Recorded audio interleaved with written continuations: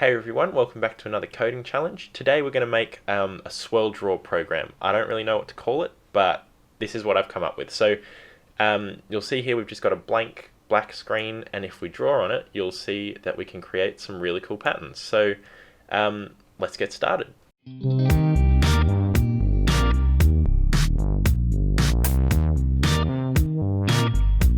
Alright, so let's get into it. So I've got the basic set up here, just a blank processing sketch. So the first thing we're going to do is set the size of the window. So for the swirly draw thing, I might just make it a square actually, just because. So yeah, we'll make it 720 by 720. So what are we going to need? So we're going to need to be able to draw things with the mouse. So we might start with that.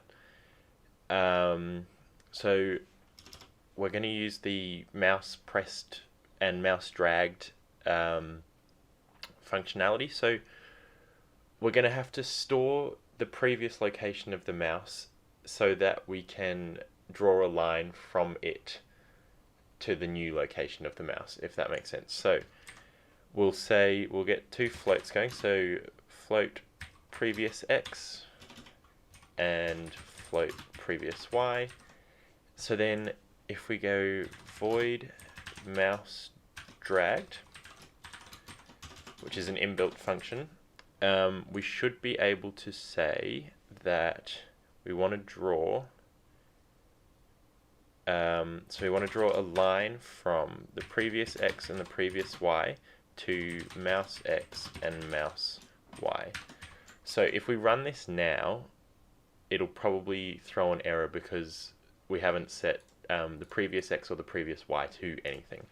So it'll be trying to draw it from nowhere. So we're going to use the mouse pressed function to say that previous x equals mouse x and previous y equals mouse y.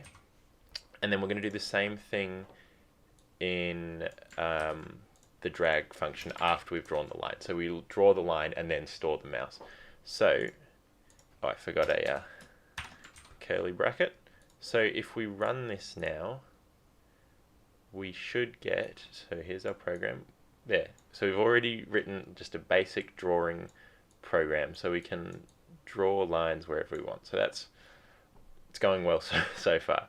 So to make it draw lots of lines, we're going to have to use a for loop, and we're also going to have to decide how many segments we want to split the screen up into. So if I say int count, we'll make it 8 for the moment. I'm not too sure. So what we'll need to do is we'll need to figure out what angle will be in between each point, and then we'll also need to translate each position of the mouse and rotate it around the center of the screen. So there's a bit to get through here. So firstly, what we could do is figure out the angle and the distance from the center of the current line. So if we go down here, we say float angle equals, so we're using inverse tan, and it's the difference of the y and then the difference of the x. So we'll go mouse y minus previous y and mouse x minus previous x, like that. Oh, and I think this has to be a tan 2. Yep, just a little difference in functions. So that's the angle between the previous mouse x and, oh, actually, we don't want it to be between the previous mouse and the mouse. We want it to be between the center of the screen and the mouse. So this will be height on 2, and then this should be width on 2. Don't know what I was thinking there. So that's the angle between the current mouse position and the center of the screen. So then we're also going to need the distance from the center of the screen to the mouse. So this is going to be called distance, and it equals the square root of the square of the mouse of these. So mouse y minus height on 2 plus the square root of mouse x minus width on 2. Alright, I think there's also a distance function that you can use, which probably would make more sense, but that's alright. So we also need the angle and the distance of the previous mouse x, because we're going to be changing the angle for each location that we're drawing. So we'll say float p ang for previous angle, and we can just copy, actually I'll just copy all of this, and we'll call this p distance, and we'll just change all the mouse variables into the previous ones. Oh, that meant to be py, and this will be py and px. So now we've got the distance and the angle from the center for the previous position and the current position of the mouse. So now we can say for int I equals 0, I is less than the count that we've made up here, so which is 8 in this case, I plus plus. So for 8 things, we're going to increment the angle by 1/8 of a revolution. So we might want to calculate that first. So we'll say float, I've already used angle, I don't know, I'll call it offset, equals 2 times pi divided by the count. So 1/8 of a turn.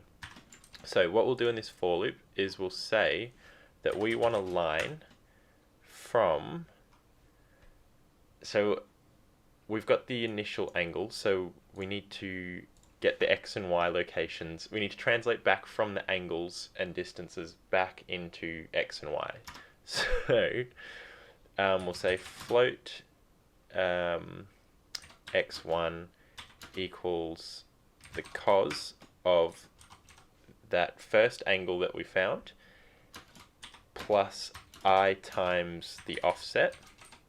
So we're adding to that angle by a certain amount, and then we times that by the distance, and then we'll do the same thing for x2, but instead of using angle and distance, we'll use the previous angle and the previous distance, and then we can do the same thing for the y's like this, and we'll use sine instead of cos. So now what we should be able to do is we'll say we want a line from x1, y1 to x2, y2, like that, and then I can probably also comment that out, and also we want to move changing the previous x to the mouse location to be after this for loop. So now if we run this, we should see that we get a whole bunch of lines. So I've forgotten to offset this because we've been getting the angles relative to the center of the screen, but I've actually been drawing them relative to the coordinate, the origin, so 0, 0, which is the top left-hand corner up here. So to fix this, we're going to have to, in here, we'll have to add in plus width on 2 for both of the x's, like that, and then for the y's, we'll have to add in height on 2. There we go. So now if we run this, we should get, there we go. So we can draw things that are mirrored around the circle. So there are a few things that I want to do with this. Firstly, I want to change the colors of the line, and then I also want to add in lines that show you where the divisions are, just to give you a bit of reference, and also it'll show you how many things there are. So because we can change this count, remember, so that we're drawing more lines at a time. So this is with 16 now. That's pretty cool. So yeah, so we'll quickly add in those lines and then also change the colors. So we don't actually need the draw loop at all. So quickly, we're just going to do for int I equals 0, I is less than count, I plus plus, like this. And so we're just going to draw a line from the center to off the screen. So we're going to say line from width onto height onto to be then to, so height width onto plus cos of, see, we need this angle, this offset from before, so I can actually put this in here and make this global. So offset and then calculate it here, so then offset equals 2 pi on count. Okay, so then we'll say the cos of I times offset, and then we'll have a radius of we'll just make it of the width, and then we'll do the same thing for the height. Height onto, turn this to sine and use height, like that. So hopefully if we run this, we should have, so we get lines going off on all, at the moment we've got 16 divisions, so there are 16 lines all going out from the center, so they kind of show you where they're going. But now I can't draw anymore for some reason.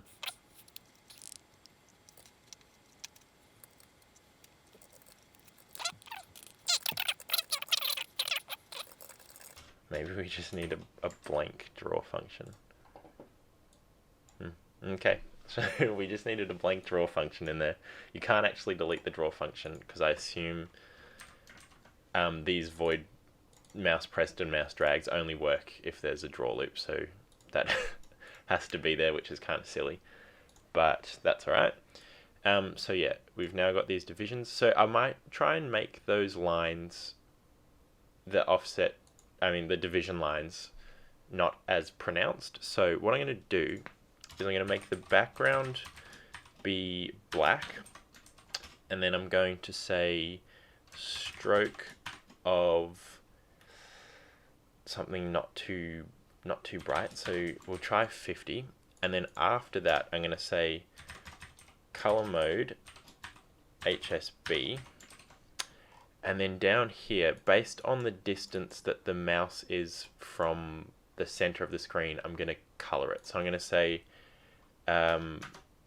stroke is map the distance, which can be between 0 and, I guess the maximum would be on the diagonal, so it would be the square root of the square of width times 2, I think, and then we want it to be between 0 and 255, and I forgot a bracket. So so we also need to put in the saturation and the brightness, which are both 255. So we should now see that we have a black background with faint lines, and then when we draw, we get rainbow colors. So I think my maths was wrong. Right, yeah. So instead of square of width, it needs to be square of width on 2. So hopefully now we should see that the very center will be red, and then as we get out to the very corner, it'll be red as well. So yeah. So there we go. That's a swirl draw program, I guess. I might just turn up the stroke weight as well, because those lines look a bit small. So stroke weight of 3. I don't know. That should do the trick. There we go. Look at that. I'm no artist, but this certainly helps. So I hope you've enjoyed this challenge. So now you can make it yourself. You can draw some pretty patterns. Play around with the count variable here so that you can, I don't know, try and create some different types of patterns. And you could also mess around with how you're actually doing each line. So you could offset some of them, like every even one is offset by something. Play around with it. You can download the code for this in the link in the description. There'll be my GitHub repository with all the coding challenges on there, so you can actually download it. There'll also be a link to processing, so you can actually use the code once you've downloaded it from the GitHub. And there's also a link to my website where you can vote on topics for the next coding challenges and also submit your own ideas. So thanks for watching. I hope you enjoyed it, and I'll see you next time.